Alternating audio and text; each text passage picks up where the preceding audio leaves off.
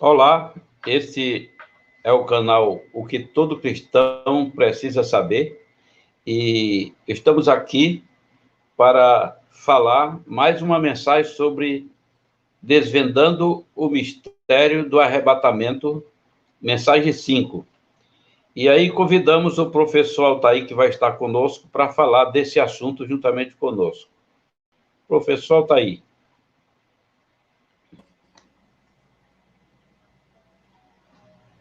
Olá, professor Altair, seja muito bem-vindo. E como nós já dissemos, nós vamos falar hoje a mensagem 5 sobre desvendando o mistério do arrebatamento. E eu gostaria de dizer logo de início, professor Altair, para todos que nos ouvem, para todos que vão assistir esse vídeo, que nós colocamos desvendando o mistério do arrebatamento porque para muitos, para a grande maioria, é mistério, porém para nós não é mistério. O arrebatamento não é mistério, inclusive nós vamos mostrar hoje por que não é mistério, né? Por que ele não é mistério? Porque uma coisa que não existe não pode ser, né? Não pode ser mistério, né? Não existe. Então, quando algo existe e fica oculto, é mistério, né? Mas algo que não existe não é mistério, né? Não é mistério. Então é o seguinte... Digo mais, viu? Digo mais, viu, professor Raimundo? Só é mistério quando não se sabe a verdade a respeito desse determinado assunto. Então, se eu não conheço a verdade sobre determinado assunto, então esse assunto para mim é um mistério. Então, por isso que hoje... na Bíblia, tudo já foi revelado, né? Como na Bíblia tudo já foi revelado, então não há mistério, há revelação, né? E nessa terceira mensagem, ainda tratando desse assunto, vamos revelar de forma conclusiva, né? Que o que nos foi ensinado a respeito dessa questão de arrebatamento não procede da verdade, né? Aquilo que nos foi ensinado a respeito dessa questão de arrebatamento não procede da verdade. Então, hoje, vamos ter o entendimento pleno de que o arrebatamento, da forma como nos foi ensinado, não é um mistério, mas sim uma mentira, né? Por quê? Esse entendimento a respeito de arrebatamento foi transmitido através de uma interpretação equivocada da palavra. Como podemos afirmar que realmente se trata de uma interpretação equivocada da palavra? Como? Bom, primeiramente, Jesus, ele vai deixar claro lá no Evangelho de João, por exemplo, no capítulo 11, né, onde acontece ali a ressurreição de Lázaro, seu amigo. Ali, Jesus ele vai dizer, né, para Marta, irmã de Lázaro, que se ela cria na ressurreição, né? Ele vai perguntar se ela cria na ressurreição. E Marta vai dizer o seguinte, que ela cria na ressurreição do último dia. Mas antes da gente ouvir essa confissão de Marta no capítulo 11, Jesus ele já vai fazer menção disso, né? Alguns capítulos antes. Então, o que seria essa ressurreição do último dia? Essa ressurreição do último dia seria no dia da volta dele. Essa ressurreição do último dia seria no dia da volta dele. E em momento algum, Jesus diz que primeiro vai voltar secretamente, vai tomar para si a sua igreja e depois vai voltar novamente. Isso não está escrito em lugar nenhum, né? Simplesmente ele diz que vai voltar. E quando ele voltasse, haveria a ressurreição, né? Então, no caso, seria último dia, no sentido de um último dia de espera pela volta dele, né? Seria o último dia de espera pela volta. Então, Paulo entendeu isso e vai dizer o seguinte, tanto aos coríntios quanto aos tessalonicenses, né? Aos coríntios no capítulo 15, aos tessalonicenses no capítulo 4, né? Tanto aos coríntios quanto aos tessalonicenses, ele vai escrever nas primeiras cartas, né? Primeira aos coríntios 15, primeira aos tessalonicenses 4, né? Paulo vai dizer que primeiro os mortos, aqueles que dormem em Cristo, ressuscitariam, né? Depois, aqueles que tivessem permanecido vivos até a volta dele, seriam arrebatados, de acordo com 1 Tessalonicenses 4, ou transformados, de acordo com 1 Coríntios 15. Esse arrebatados e transformados é a mesma coisa, é o mesmo evento, correto? E isso aconteceria na volta de Jesus depois da ressurreição do último dia, né? Depois da ressurreição do último dia. E esse arrebatamento que é mencionado em 1 Tessalonicenses, capítulo 4, que na primeira carta aos Coríntios, capítulo 15, está como transformação, na verdade, isso não poderia ser, de modo algum, um rapto secreto, né, como foi propagado por muitas igrejas evangélicas. Não poderia ser um rapto secreto, onde a pessoa seria levada até a presença de Cristo sem experimentar a morte. Não poderia ser. Por quê? Jesus, quando ele voltar, ele vai vir para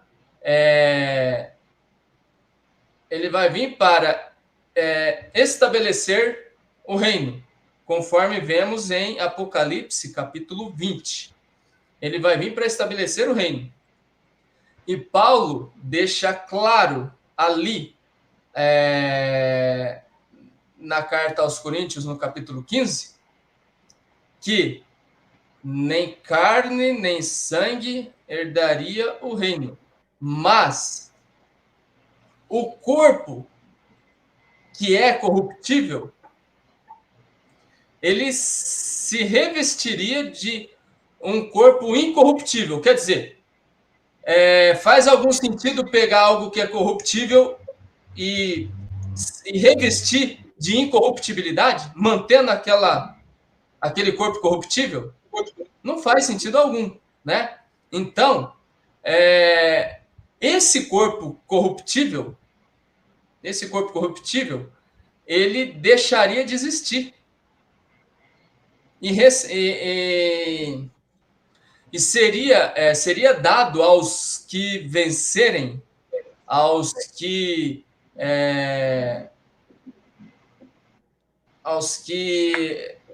foram, né, foram escolhidos de acordo com as suas obras e ações de bem, tá? Porque é importante, viu, professor Raimundo, eu fazer menção disso também, porque existe um entendimento também extremamente equivocado de que, se eu reconhecer que eu sou uma pessoa pecadora, indigna, né, e me arrepender, pedir perdão a Deus e aceitar Jesus como Senhor e Salvador, a minha situação já está garantida. Porém, se eu simplesmente verbalizo, né? Se eu simplesmente verbalizo, eu reconheço que eu sou pecador e eu não sou digno, mas eu me arrependo dos meus pecados, peço perdão e peço a Jesus, né, para ser Senhor e Salvador da minha vida. Se eu apenas verbalizo, mas eu não apresento mudança nenhuma de vida, de postura, de comportamento, essa minha confissão de nada valerá. Essa minha confissão de nada valerá. Porque Jesus deixa claro primeiro em Mateus 7, capítulo 7, verso 21. Nem todo que me diz, Senhor, Senhor, herdará o reino dos céus, mas apenas aqueles que fizerem a vontade do meu Pai que está nos céus. Aí eu te pergunto, professor Raimundo, será que a vontade do Criador é que eu simplesmente diga que eu me arrependo de ser um pecador e peço perdão, né, pelos meus pecados e peço a Jesus para ele ser meu Senhor e Salvador? E aí eu pergunto, se eu estou pedindo para ele ser Senhor, como eu estarei? Qual será a minha condição diante dele, se eu estou pedindo para ele ser Senhor? Não vai ser uma condição de servo? Com certeza, Altair. Quando eu conheci o Evangelho há 50 anos atrás, uma das coisas que me preocupou foi o seguinte. Eu digo, puxa, tudo que o homem vai fazer aqui nessa vida, ele precisa saber fazer. Se ele vai trabalhar numa empresa, ele precisa saber qual é a vontade do patrão dele, vai receber ordem, vai receber mandamentos, instruções, ensinamentos, como fazer aquilo que ele vai fazer. E aí eu pensei comigo mesmo, imagina para fazer a vontade de Deus, como é que eu vou fazer se eu não souber qual é a vontade de Deus? Né? Então, cada cristão, cada filho de Deus, ele precisa saber qual é a vontade de Deus. Se ele não sabe, ele não tem como fazer, não é? Então, os cristãos, eles ficam passivamente dizendo é verdade, é o que os outros falam, e nunca procuram saber, e por isso são enganados, estão sendo enganados, e vão continuar sendo enganados, só Deus sabe até onde que vai acontecer isso. Mas, por exemplo, esse assunto da vinda de Cristo é o assunto falado no mundo inteiro, cada pessoa quer saber sobre a vida de Cristo, porém, fala-se de um arrebatamento, e não tem esse arrebatamento, não está escrito na Bíblia. Nós desafiamos a quem possa nos mostrar o arrebatamento da igreja. Não tem arrebatamento da igreja, tem a vinda de Cristo, mas o arrebatamento não tem. Esse arrebatamento foi criado em 1820, que começaram a falar, e 30 começaram a falar disso, e o pessoal foram acreditando, e é aquela coisa que eu digo, o pessoal ficaram obsessionados. O que é obsessão? Obsessão é quando, por exemplo, uma coisa é mentira, mas você começa a dizer que é verdade, e você começa a dizer e vai dizendo até que você chega a acreditar que é verdade. Porém, não é verdade, né? Então, os sacerdotes, por exemplo, no Antigo Testamento, eles estavam tão obsessionados no livro de Malaquias, que Deus diz assim, vocês me roubais. E eles desafiaram Deus. Eles disseram, em quem nós te roubamos? Em quem nós te roubamos? Quer dizer, eles começaram a roubar e acreditar que não era roubo, tá entendendo? Ficando com o direito que Deus dava para o povo, eles comiam, e depois eles ficaram obsessionados e foram discutir com Deus, dizer para Deus, mas em quem nós te roubamos? Aí Deus teve que dizer para eles que era nos dízimos das ofertas, eles estavam roubando tudo, comendo tudo e não dando para o povo. Então, é assim, nessas questões, as pessoas hoje estão obsessionadas. Começaram a dizer que Cristo voltaria para arrebatar, criaram um rapto, que não tem referência bíblica nenhuma mostrando isso, e acreditaram. Então, estão obsessionados, achando que Cristo vai vir arrebatar. Mas a verdade é, Cristo vai vir arrebatar ou não vai vir, Altair? Raimundo, olha só. Antes de eu te responder essa pergunta, eu preciso reforçar que a minha busca por saber qual é a verdade, qual é a vontade do Criador, a minha busca foi intensa, né? E, assim, por mais que eu encontrasse muitos materiais explicando qual é a vontade de Deus, por exemplo, o que estava escrito, para mim, não fazia o menor sentido. Quando eu comecei a olhar com mais zelo a história de Jesus nos 4 evangelhos, principalmente no Evangelho de João, Jesus vai dizer várias vezes, não estou aqui para fazer a minha própria vontade, mas a vontade daquele que me enviou. E ele ainda vai dizer mais, você quer ser meu discípulo? Então, negue a sua vontade. Negue a sua vontade. Ou seja, você tem 2 caminhos. Ou você faz a sua própria vontade e aí você vai ter você vai ter já o seu destino traçado, fazendo a sua própria vontade, e lá na frente tendo que arcar com as consequências, ou você nega a sua própria vontade. Mas alguma vontade tem que ser feita, né? Jesus pede para negarmos a nossa própria vontade no sentido de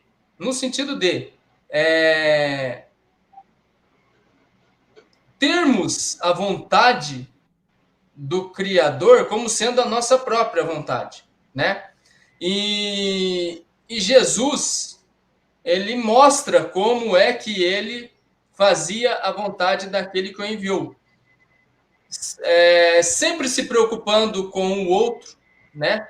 Sempre priorizando a necessidade do outro, se preocupando, né, com o bem-estar do outro e tal. E no capítulo 5, Jesus vai dizer o seguinte, que no dia que ele voltasse, aqueles que fizeram o bem ressuscitariam para a vida. Aqueles, porém, que fizeram o mal, ressuscitariam para a condenação. Ali ele não vai dizer que aqueles que se arrependeram dos seus pecados e o aceitaram como Senhor, seriam salvos. Aqueles, porém, que não reconheceram os seus pecados e não se arrependeram, seriam condenados. Jesus não fala isso. Jesus deixa claro. Vai herdar a vida, vai ser salvo aqueles que fizeram o bem. Então, para a gente saber, se no dia que ele voltar, para a gente saber o que vai acontecer com a gente, Independente se a gente já tiver experimentado a morte ou se a gente ainda estiver vivo na volta dele, para a gente saber o que vai acontecer com a gente vai ter que ver o que foi que a gente fez no sentido, né, de socorrer a necessidade do próximo, no sentido de renunciar à própria vontade, o próprio ego, vamos dizer assim, né? Então, inclusive, o professor está aí.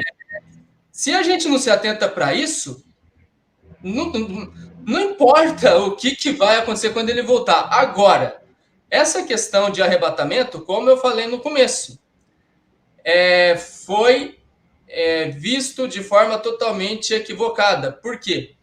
Esse termo arrebatamento que está sendo colocado lá em 1 Tessalonicenses 4, o real significado dele é o seguinte: aqueles que estiverem vivos ainda na volta de Cristo, eles vão experimentar uma transformação.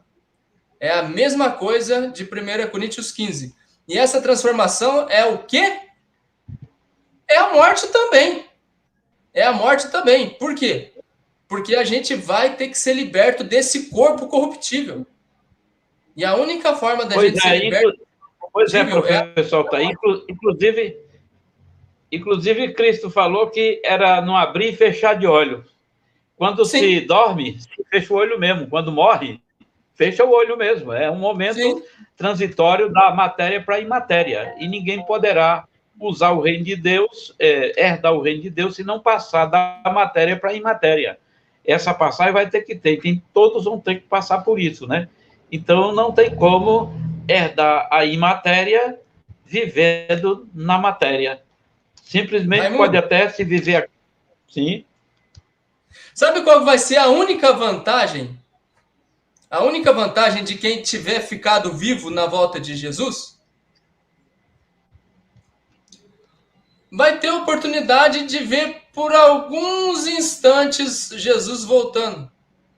E aí vai apagar, aí vai fechar o olho.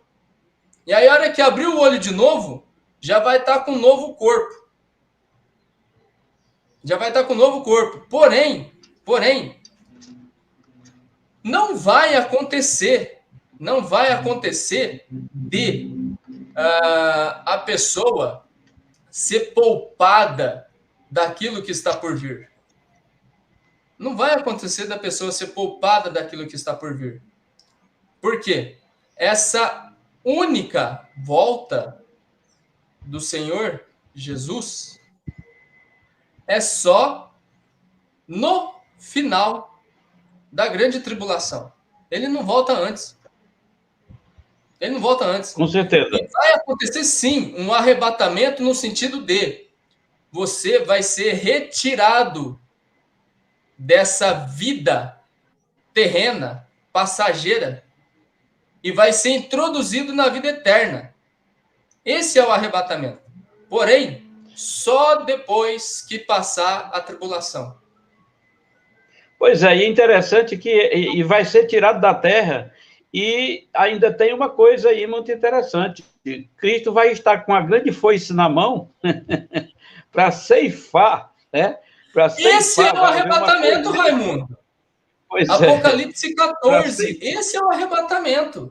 Se Jesus vai voltar e vai arrebatar aqueles que ficaram vivos passando a foice. Passando a foice. E aqueles que não quiseram, não viveram conforme Paulo disse lá aos Coríntios, porque todos nós, ele diz todos nós, e quando Paulo não era um sectarista, não era uma pessoa que cuidava de um grupo sectário, de uma seita, que quando falava só para eles. Ele diz, todos nós, todo ser humano, todos nós compareceremos diante do tribunal de Cristo, todos nós, todos compareceremos para prestar conta pelo que fizemos por meio desse corpo, bem ou mal. Essa é a sentença de julgamento do homem, é pelo bem ou pelo mal. Não existe essa, não, porque agora Jesus me comprou, me lavou no seu sangue, aí é o seguinte, agora eu posso, de qualquer jeito eu posso estar, porque quando ele vier, ele vai me levar, eu vou ser salvo, e essa coisa. Não, a questão é que nós temos uma prestação de conta pelo que fizermos. Não podemos ser pessoas aqui sem prestar atenção no que fazemos. E Deus vai julgar com justiça. O julgamento de Deus é com justiça. Ninguém vai escapar da justiça de Deus. O homem não vai ter o direito de dizer, mas eu fiz isso, por aquilo. Não tem desculpa. Não tem desculpa.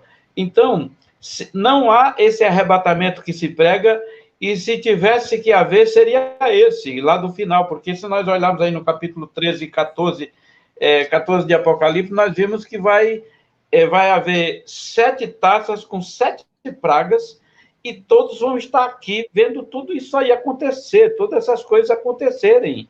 Vai estar os 144 mil, diz aqui, 144 mil no Monte Sião, que morreram e que venceram, porque eles não amaram as suas próprias vidas, mas eles viveram totalmente em torno do testemunho que deram, e não negaram, não aceitaram a besta, não aceitaram o seu sinal, que tem muita gente, professor, que está pensando que vai ter uma marca na testa ou na mão, né? Vai ser marcado, como que Deus seja um produtor de gado, né? Que o pessoal, os fazendeiros é que tem uma marca para... Antigamente eles ferravam, colocavam aquele ferro lá quente para fazer a sua marca no seu animal, né? Que isso é apenas uma metáfora, que na verdade não é real. Então tem alguém pensando que vai... É muita infantilidade, é muita criancice, que vai receber uma marca na testa ou na mão, e não sabe que essa marca é a escolha que você vai ter que fazer, se você é do bem ou se você é do mal, se você realmente está do lado de Cristo ou está do lado do anti-Messias. Então, essa escolha é que vai ser a marca. Quando você fez essa escolha, ninguém lhe toca se você fez pelo real Cristo original. Mas se você fez pelo Cristo que não é original, que depois nós vamos falar disso, porque agora não é possível nós falar sobre isso, porque tem o Cristo original e o Cristo que não é original.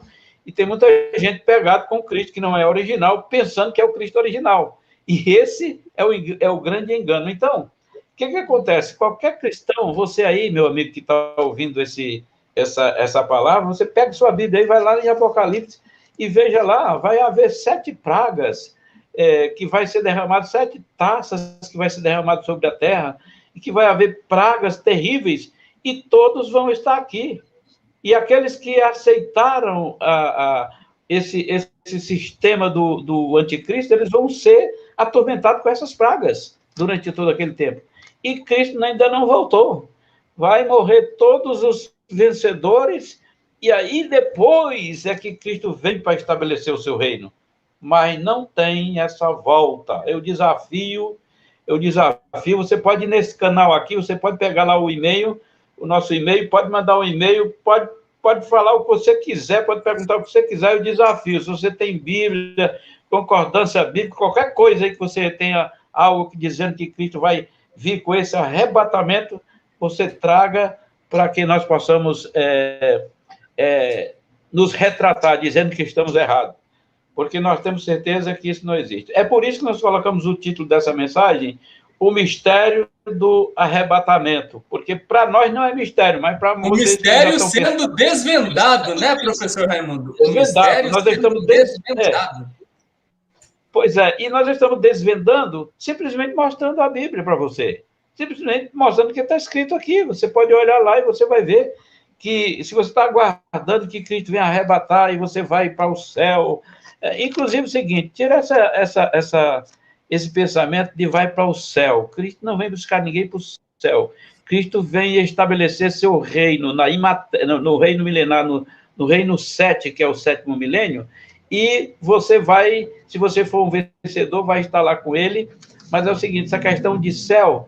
E outra coisa, professor Thay, às vezes eu fico rindo até assim, não é rindo debochando, mas eu até ri da infantilidade que os cristãos estão querendo ir para o céu e Cristo está querendo vir para a terra. Olha só, olha que contraste. Eles estão querendo... Será que... professor Raimundo, será que, na verdade, não seria algo do tipo, já que eles estão querendo subir, eu vou descer para poder fugir deles? Pois é. Então, Cristo está vindo... Agora, ó, só um minutinho, rapidão. Então. Mudou, Maria. Ó, tem R$1 no final.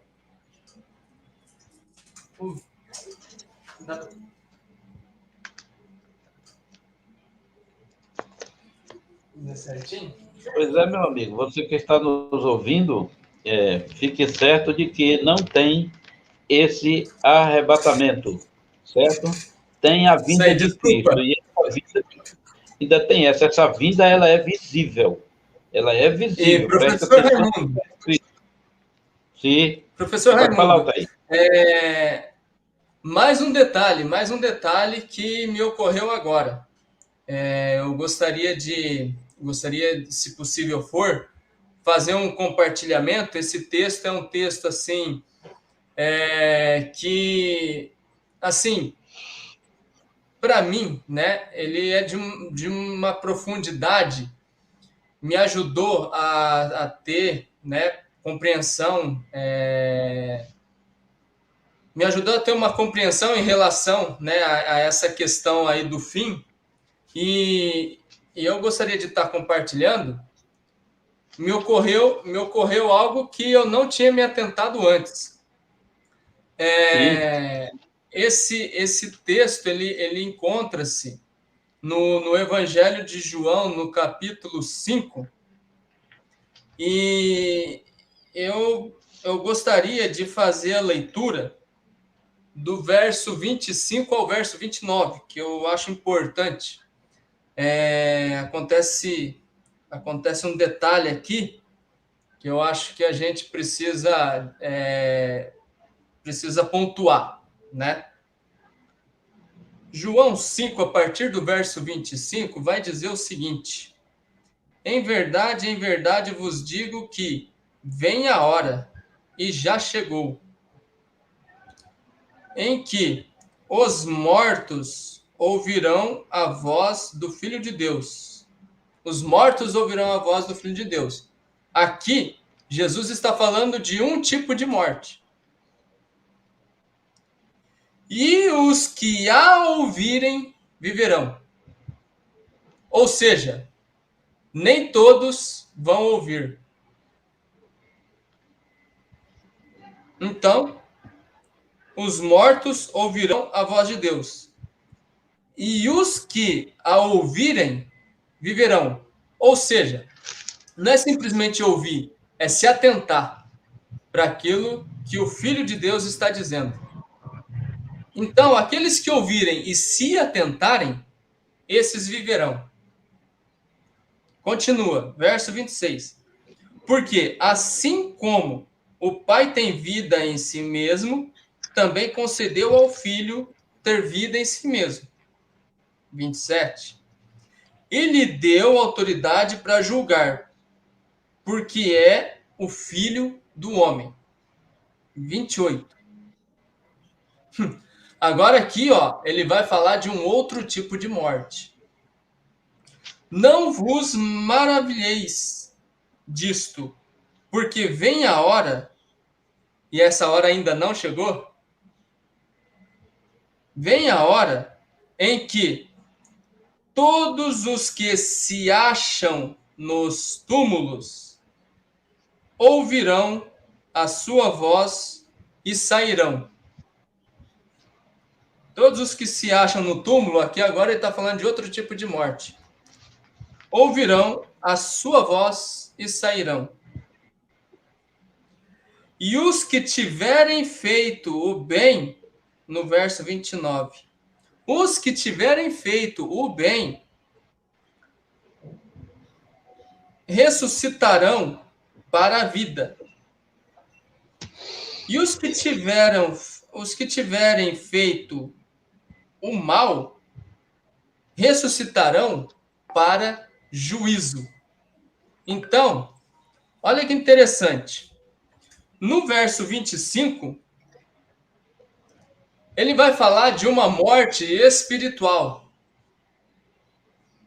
Ele vai falar de uma morte espiritual. Porque todos estavam mortos em seus delitos e pecados. Certo, professor? correto.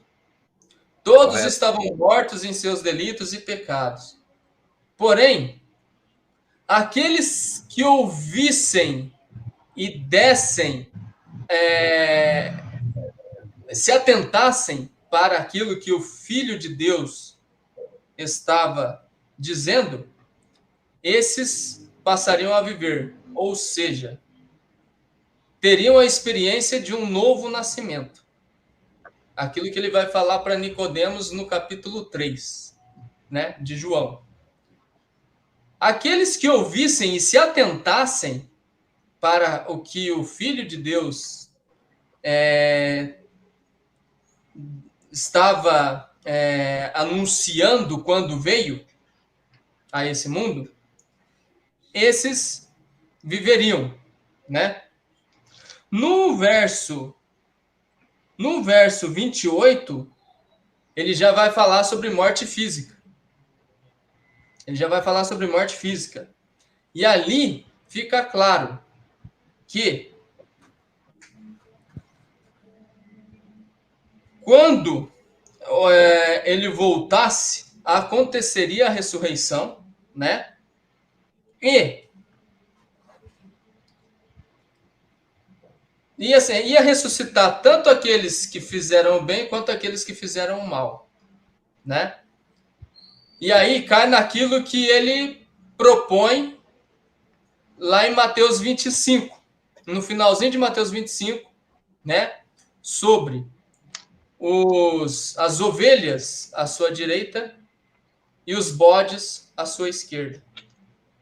Então, as ovelhas à sua direita não diz respeito àqueles que reconheceram a sua condição de pecador, se arrependeram, pediram perdão e aceitar Jesus, mas diz respeito àqueles que fizeram o bem em vida. Diz respeito àqueles que fizeram o bem em vida. Os bodes à esquerda diz respeito àqueles que fizeram o mal, né? E aqui, para que ele, se caso, na verdade, né, se caso ele tivesse, né, essa atitude, vamos dizer assim, de preservar alguns, não permitir que alguns passassem pela morte, e muito menos permitisse que passasse pela tribulação. Será que ele ia estar sendo... Por quê? Os profetas que fizeram a vontade de Deus passaram por sofrimento e foram mortos. Semelhantemente, os apóstolos escolhidos por Jesus passaram por sofrimento e foram mortos. Alguns cruelmente mortos. Quem é a igreja dos últimos dias para ser preservada da morte e do sofrimento? Quem é? O professor Altair, existe uma grande confusão que por causa de as pessoas e essa teologia, eu vou dizer, fajuta dos nossos dias, essa teologia que tenta explicar a Bíblia, porém, de maneira equivocada, que no começo, lá no primeiro século, quando Cristo veio e ele foi morto, e, inclusive o próprio Deus se revestiu de um corpo de carne e teve que morrer. Sim. Porque ele não poderia voltar para a imortalidade com o corpo de carne. E Paulo, sabendo disso, disse que carne nem sangue não é do reino de Deus. Ele sabia disso. Então, e Deus se revestiu desse corpo de carne e teve que morrer para poder voltar para a sua posição. Certo? Se ele não morresse, não tinha como ele voltar para a sua posição. Certo? A sua origem. Porque ele está revestido desse corpo de matéria. E no começo lá, ele disse, tem o micro apocalipse, eles não entendem de micro e macro, Porque lá está dizendo que estarão dois no campo, um será levado, outro será deixado, dois no moinho, um será levado, outro será levado, deixado. E também está falando das virgens, né, das 10 virgens. E o que acontece? Eles não sabem que isso aconteceu tudo naquela época. Só que agora vai, por exemplo, essa passagem que você citou de Mateus agora, não, essa é para agora. Porque quando ele botar a sua direita às nações, é julgamento. Ele não vem arrebatar, ele vem julgar. Porque Ele vai começar uma nova era. E nessa nova era, que seria o reino milenar, não tem como entrar para lá também com esse corpo de carne os que estão agora nesse crivo, ouvindo a mensagem do Evangelho e crendo em Cristo. Só vai haver uma parte de pessoas que vão entrar com carne e osso, só os judeus, porque houve uma promessa, e alguns das nações, que só Deus sabe quem serão eles, naquela época que vão entrar para ficar no reino durante o milênio, mas eles fazem essa confusão entre o micro-apocalipse e o macro-apocalipse, né? Então, aqui no macro, inclusive Jesus disse, o que você estava falando não está muito correto, porque ele disse assim, porque tive fome e deste comer, está relacionado às obras. Tive fome e deste comer, tive com sede, você me deu de beber, estive preso, você me visitou. Aí eles vão dizer, mas senhor, quando que nós vimos isso? Não, porque o que vocês fizeram a estes, que são meus seguidores, a mim o fizeste. A mim o fizeste. E aí vai dizer para os outros, apartai-vos de mim, malditos. Apartai-vos de mim, vocês que praticam a iniquidade, que não fizeram, que viveram de errar, até se tornar um iníquo, né? Então, essa volta de Cristo, que é pregada, é incrível, mas ela não existe, certo? Ela não existe, esse arrebatamento não existe. Existe a volta de Cristo, mas o arrebatamento não.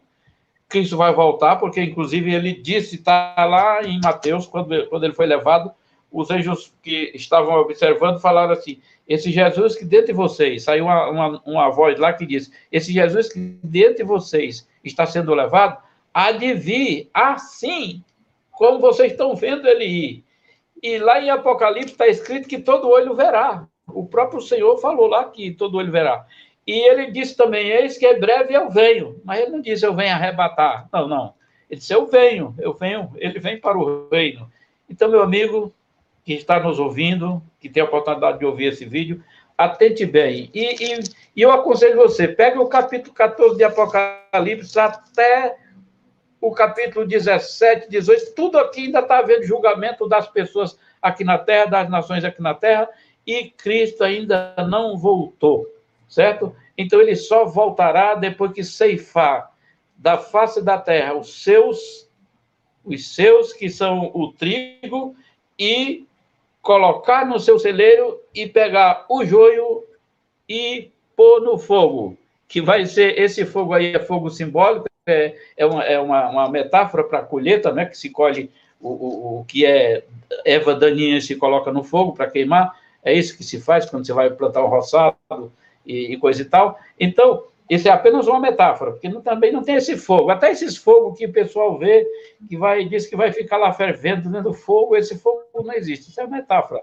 Esse fogo vai ser na consciência, a consciência acusando aquele que deveria ter feito a vontade de Deus, não fez. Então, lamentável que nós não podemos demorar mais, porque a nossa live já está muito longa, mas a verdade é, desvendado o mistério do arrebatamento, ou seja, não existe esse arrebatamento, existe a vinda de Cristo. Então, começa a ler o Apocalipse agora de maneira observando, que você vai ver, todas essas coisas vão acontecer e todos vão estar aqui, e não tem privilégio para ninguém, não tem privilégio, em toda a Bíblia não existe esse privilégio, certo?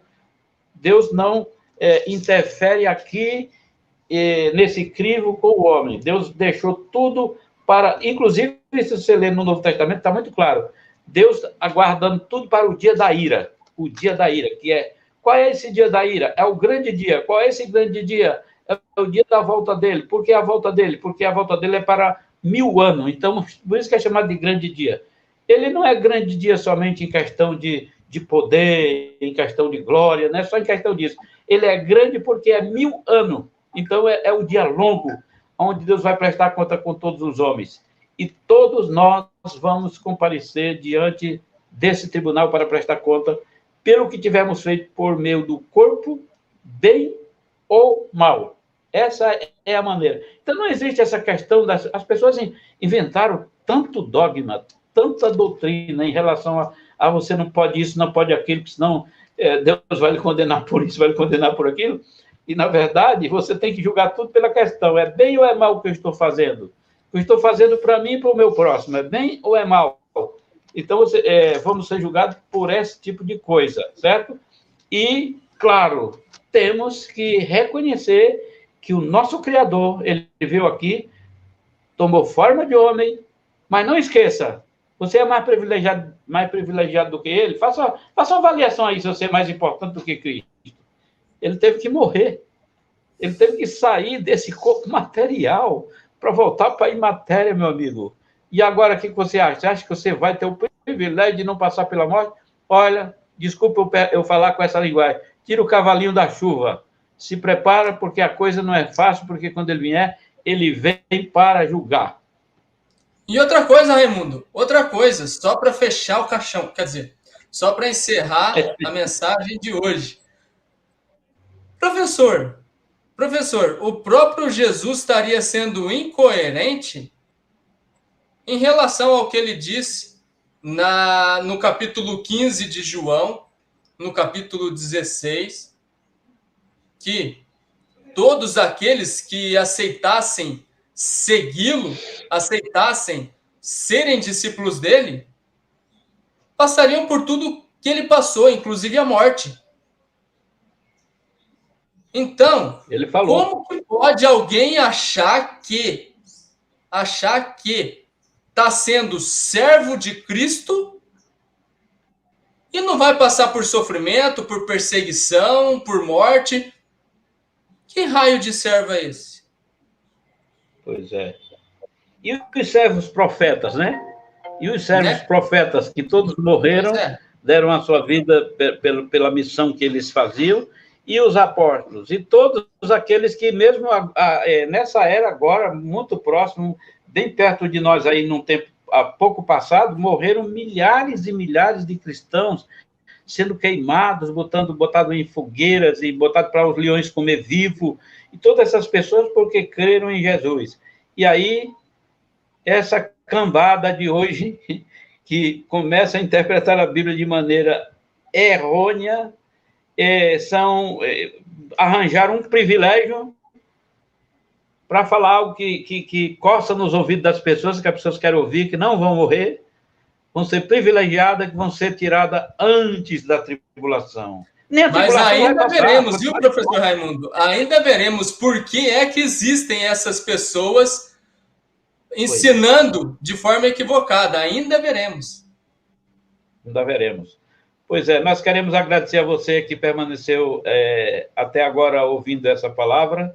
E se tiver dúvida, você pode, aí abaixo do vídeo, você pode escrever e pode deixar aí uma pergunta, ou pode fazer seu questionamento, e nós vamos responder, com toda certeza, porque o que nós estamos falando é algo que está escrito, não é algo que não está escrito, está escrito. Agora, há muitas coisas que, infelizmente, a teologia não falou, não disse para ninguém, e guardou consigo mesmo, e as pessoas estão sendo enganadas. Mas nós estamos aqui para esclarecer, estamos aqui para falar aquilo que está escrito. Então, pega a tua Bíblia aí, capítulo 14, vai para frente em Apocalipse até o final, ver se você vê Cristo arrebatando ninguém. Não, ele está ceifando, mas arrebatando não.